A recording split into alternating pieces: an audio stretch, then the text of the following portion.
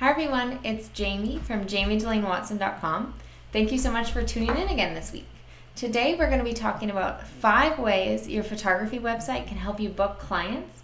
And I'm really excited to have the help of my friend and fellow YouTuber, Joy Michelle, here today. So this is going to be a collaborative video. You'll hear from me and from Joy. So make sure you subscribe to her channel as well as this one, and let's get started.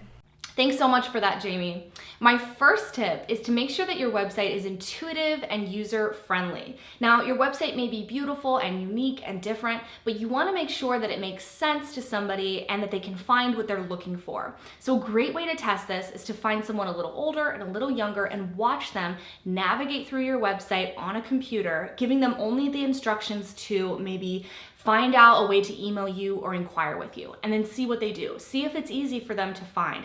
Because I know personally, if I'm on a website and I can't find what I'm looking for in about 1 minute, I'm gone. So this is one way that you could be losing leads. Thanks so much for that tip, Joy. So my second tip is to focus on your About page. This is one of the most clicked pages on your website. You have to always put yourself in the client's shoes. When they are looking for a wedding photographer or maybe a family photo photographer, they are opening up a ton of websites. Maybe they got recommendations from their friends, maybe they typed it into Google. They're not just opening up your website and deciding, do I want to hire you? You might be compared right against 8 or 9 or 10 other photographers. So how can you make your About page stand out and clearly let this client know that you're the right photographer for them? There's a few ways to do this. The first is going to be including a nice, beautiful, big photo of yourself so they can visualize who they will be working with. The second one is to remember that your About page actually isn't about you. It's about what you can do for the client.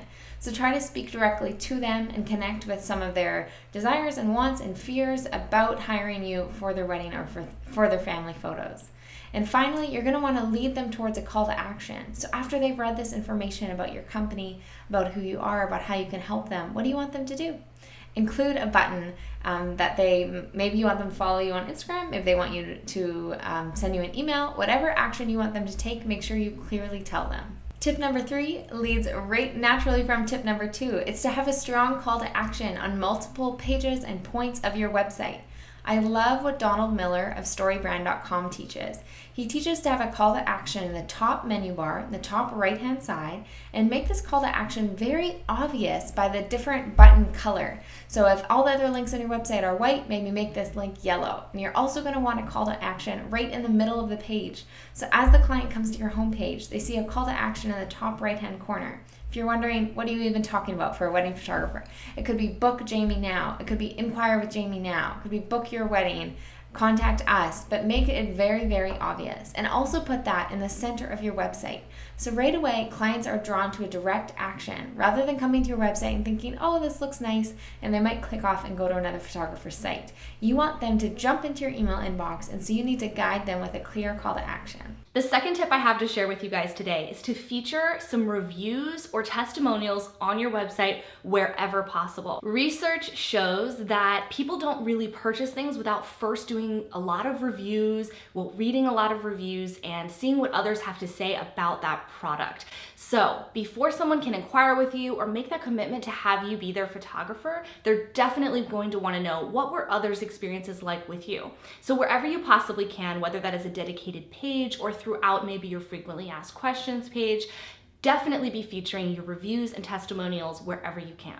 The last tip I have for you is to be sure that your website is mobile responsive. So what does this mean? It means that there should be a mobile version of your website that someone can see that's different than what's on desktop when they're on their mobile phone. Now, you can actually test how mobile responsive your website is. So if you search in Google mobile responsive test, there is a link where you can throw your URL in there and it will give you a rating. Why is this important? Well, it actually affects your ranking. And if you want bookings, you need eyeballs on your website. So if your ranking in Google is really low, no one is going to be able to find your website. So be sure that your website is mobile friendly. Thank you so much for having me here, Jamie. This has been such a fun collaboration, and I can't wait for our next one. So thank you so much for watching today. I hope you enjoyed these 5 tips from me and Joy. We also have another collaboration video over on Joy's channel. It's our favorite gear for new photographers, both Canon and Nikon gear. So if you want to watch that video, can you click over to Joy's channel, subscribe here with my channel, subscribe to Joy's channel, leave a comment below, let us know you like this video. We look forward to interacting with you in the comments below. Until next week.